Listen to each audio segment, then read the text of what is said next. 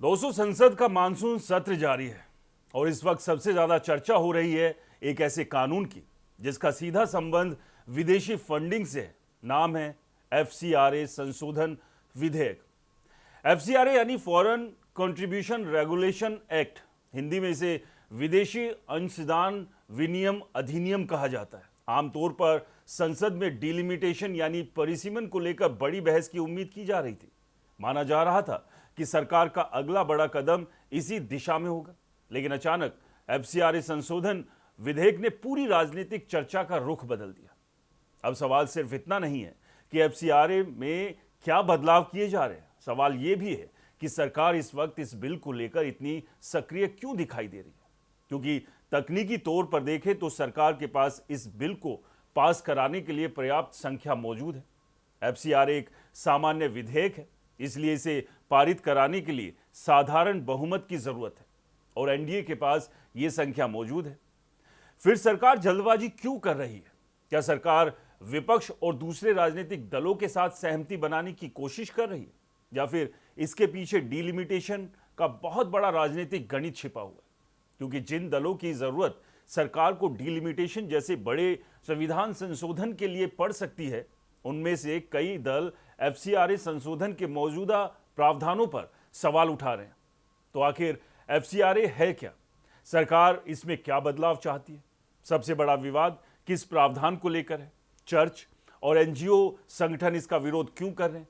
अमित शाह अलग अलग प्रतिनिधि मंडलों से मुलाकात क्यों कर रहे हैं? और सबसे बड़ा सवाल, क्या एफसीआरए पर चल रहा विवाद आगे चलकर डिलिमिटेशन की राह को मुश्किल बना सकता है?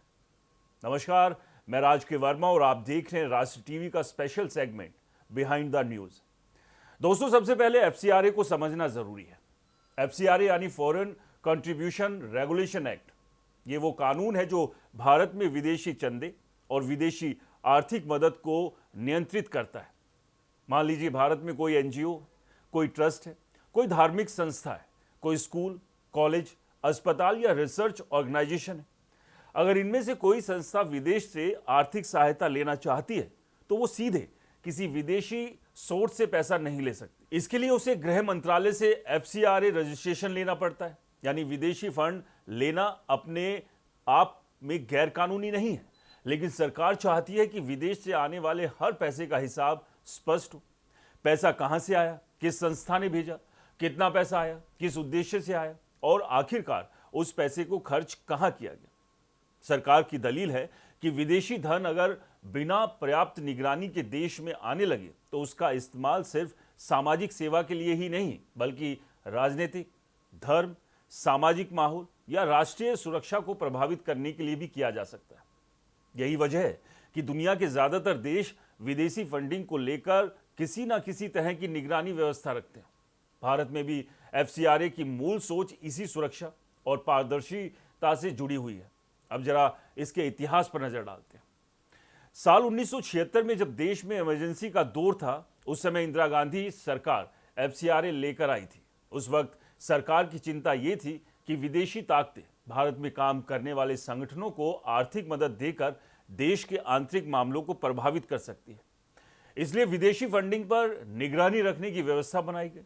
इसके बाद सरकारें बदली, राजनीतिक परिस्थितियां बदली, लेकिन एफसीआरए खत्म नहीं हुआ, बल्कि समय के साथ इसमें लगातार बदलाव होते रहे।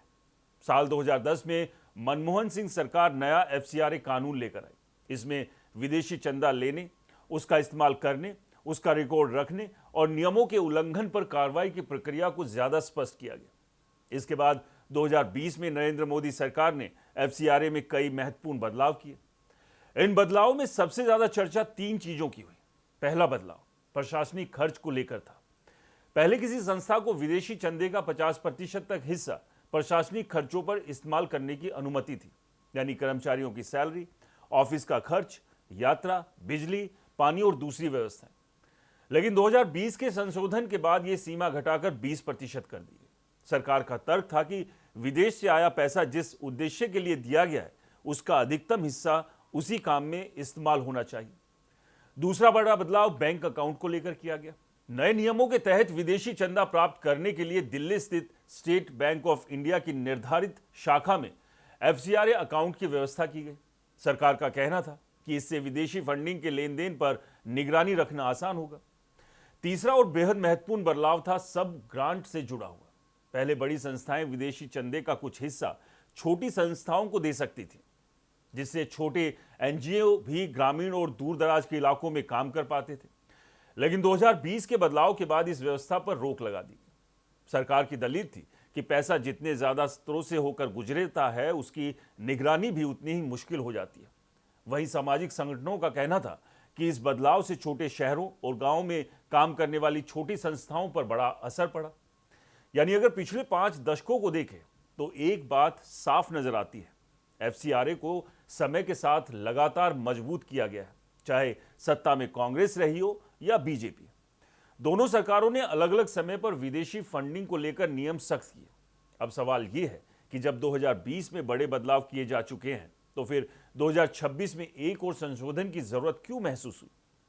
सरकार आखिर अब क्या बदलना चाहती है? सरकार की तरफ से तर्क दिया जा रहा है कि मौजूदा संशोधन का मकसद पूरे एफसीआर सिस्टम को बदलना नहीं है, बल्कि उन कानूनी और व्यवहारिक कमियों को दूर करना है जो कानून को लागू करते समय सामने आई है। सरकार के मुताबिक पिछले कुछ सालों में ऐसे कई सवाल सामने आए जिनका मौजूदा कानून में स्पष्ट जवाब नहीं था, इसलिए अब कुछ नए प्रावधान जोड़े जा रहे हैं। पहला बड़ा बदलाव पारदर्शिता को लेकर बताया जा रहा है। अब किसी संस्था को विदेशी फंडिंग हासिल करने के लिए सिर्फ इतना बताना पर्याप्त नहीं होगा कि वो सामाजिक या धार्मिक कार्य करती है। उसे ज्यादा स्पष्ट जानकारी देनी होगी। मसलन विदेशी पैसा किस परियोजना के लिए लिया जा रहा है, किन राज्यों या केंद्र शासित प्रदेशों में उसका इस्तेमाल होगा, और संस्था वास्तव में किस तरह की गतिविधियां संचालित करती है। सरकार का मकसद ये बताया जा रहा है कि बाद में आसानी से जांचा जा सके कि विदेशी पैसा उसी उद्देश्य के लिए खर्च हुआ या नहीं जिसके लिए वो लाया गया था। दूसरा बड़ा बदलाव धार्मिक गतिविधियों को लेकर चर्चा में। सरकार ने स्पष्ट कर दिया कि विदेशी फंड का इस्तेमाल धर्म परिवर्तन जैसी गतिविधियों के लिए नहीं किया जा सकता। हालांकि धार्मिक शिक्षा, पूजा स्थल से जुड़ी गतिविधियां, प्रार्थना सभा, सत्संग और दूसरे धार्मिक कार्यक्रम अपने आप में प्रतिबंधित नहीं किए गए। लेकिन अगर जांच में यह सामने आता है कि विदेशी फंड का इस्तेमाल धर्म परिवर्तन कराने के लिए किया गया, तो उसे नियम का उल्लंघन माना जाएगा।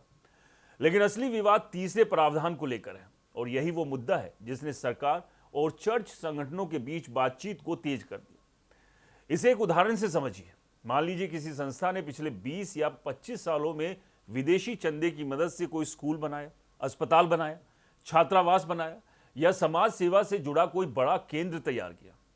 अब किसी वजह से उस संस्था का एफसीआरए रजिस्ट्रेशन खत्म हो जाता है, या उसका रिन्यूअल नहीं हो पाता, या सरकार उसका रजिस्ट्रेशन रद्द कर देती है, तो सवाल उठता है कि उस विदेशी फंड से बनी संपत्तियों का क्या होगा। मौजूदा कानून में इस स्थिति को लेकर कई सवाल स्पष्ट नहीं है। यही वो जगह है जहां सरकार नया प्रावधान लाना चाहती है। प्रस्तावित व्यवस्था के अनुसार ऐसी स्थिति में विदेशी चंदे से बनी संपत्तियों की देखरेख एक डेजिग्नेटेड अथॉरिटी के जरिए की जा सकती है। सरकार का कहना है कि इसका मतलब संपत्ति को स्थायी रूप से अपने कब्जे में लेना नहीं, बल्कि उद्देश्य यह सुनिश्चित करना है कि एफसीआरए लाइसेंस खत्म होने के बाद संपत्ति लावारिस ना पड़े, उसका गलत इस्तेमाल ना हो और उसकी सुरक्षा बनी रहे। लेकिन यहीं से सरकार और विरोध करने वाले संगठनों की व्याख्या अलग हो जाती है। सरकार कह रही है कि यह व्यवस्था पारदर्शिता, जवाबदेही और राष्ट्रीय सुरक्षा के लिए जरूरी है। वहीं चर्च संगठन, कई एनजीओ और विपक्षी दल इस प्रावधान को लेकर गंभीर सवाल उठा रहे हैं। सबसे बड़ी चिंता यह है कि कहीं किसी छोटी प्रशासनिक या तकनीकी गलती की कीमत किसी संस्था को उसकी पूरी संपत्ति पर नियंत्रण खोकर ना चुकाना पड़े। मान लीजिए किसी संस्था के दस्तावेजों में कोई कमी रह गई, एफसीआरए रिन्यूअल के लिए आवेदन समय पर नहीं हो पाया, या कागजी प्रक्रिया में कोई तकनीकी गलती हो गई, तो क्या ऐसी स्थिति में सालों से चल रहे स्कूल, अस्पताल या सामाजिक संस्थान सरकारी नियंत्रण में जा सकते हैं? यही सवाल लगातार उठाया जा रहा है। Catholic bishop conference of India यानी CBCI की तरफ से भी सरकार के सामने इसी तरह की चिंताएं रखी गई। उनका कहना है कि अगर कोई संस्था देश विरोधी गतिविधियों में शामिल है तो कानून के मुताबिक सख्त कार्रवाई होनी चाहिए, लेकिन केवल तकनीकी या प्रशासनिक चूक को आधार बनाकर इतनी कठोर व्यवस्था नहीं होनी चाहिए। दूसरी बड़ी चिंता अल्पसंख्यक संस्थाओं को लेकर सामने आ रही है। भारत में बड़ी संख्या में चर्च से जुड़े स्कूल, कॉलेज, अस्पताल और सामाजिक सेवा संस्थान विदेशी फंडिंग के जरिए भी काम करते हैं। इसलिए चर्च संगठनों का मानना है कि अगर नियम ज्यादा सख्त किए गए तो उसका असर इन संस्थाओं पर पड़ सकता है।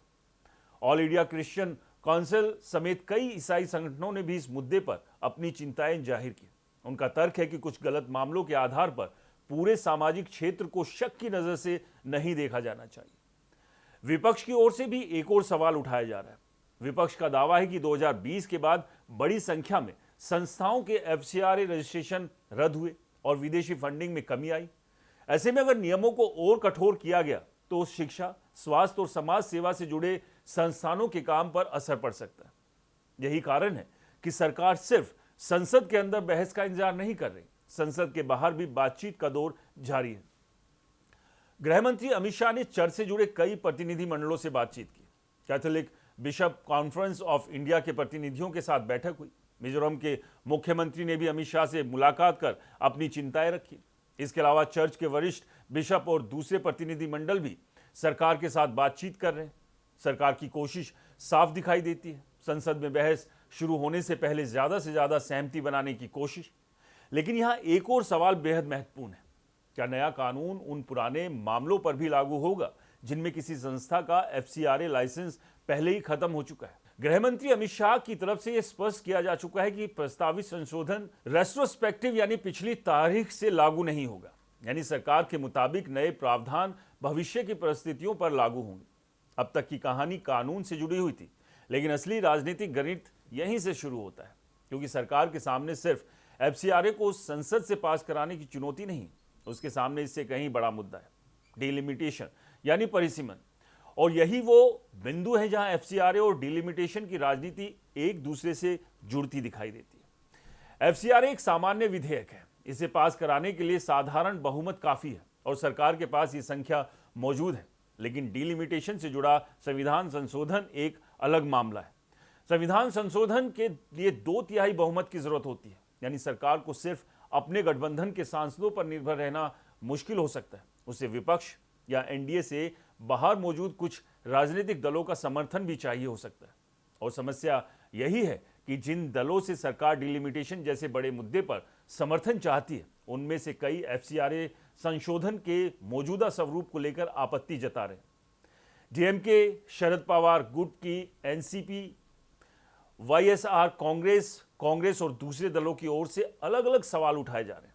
कुछ दल बिल को ज्वाइंट पार्लियामेंट्री कमेटी यानी जेपीसी के पास भेजने की मांग कर रहे हैं, कुछ इसमें बदलाव चाहते हैं, यानी सरकार के सामने एक दिलचस्प राजनीतिक स्थिति बन रही। अगर सरकार एफसीआरए पर बहुत ज्यादा सख्ती दिखाती है तो वही दल आगे चलकर डिलिमिटेशन के मुद्दे पर सरकार के लिए मुश्किल खड़ी कर सकते हैं। और अगर सरकार एफसीआरए के विवादित प्रावधानों पर पीछे हटती है तो विपक्ष सरकार पर अपने ही बिल को लेकर दबाव में आने का आरोप लगा सकता है। यही वजह है कि इसे सरकार के लिए एक तरह की कैच 22 स्थिति कहा जा रहा है। एक तरफ विदेशी फंडिंग, राष्ट्रीय सुरक्षा और निगरानी का मुद्दा है, दूसरी तरफ चर्च, एनजीओ और अल्पसंख्यक संस्थाओं की चिंताएं, और इनके बीच संसद का नंबर गेम भी है। सबसे ऊपर डिलिमिटेशन जैसा बड़ा राजनीतिक और संवैधानिक एजेंडा मौजूद है। इसलिए एफसीआरए संशोधन को सिर्फ विदेशी चंदे से जुड़े एक सामान्य कानून के तौर पर देखना शायद पूरी तस्वीर नहीं बताएगा। इसके पीछे कानून भी है, राष्ट्रीय सुरक्षा का तर्क भी है, सामाजिक संगठनों की चिंता भी है, राजनीतिक दलों की रणनीति भी है और संसद में भविष्य के नंबरों का पूरा गणित भी है। अब देखना यह होगा कि सरकार आगे क्या रास्ता अपनाती है।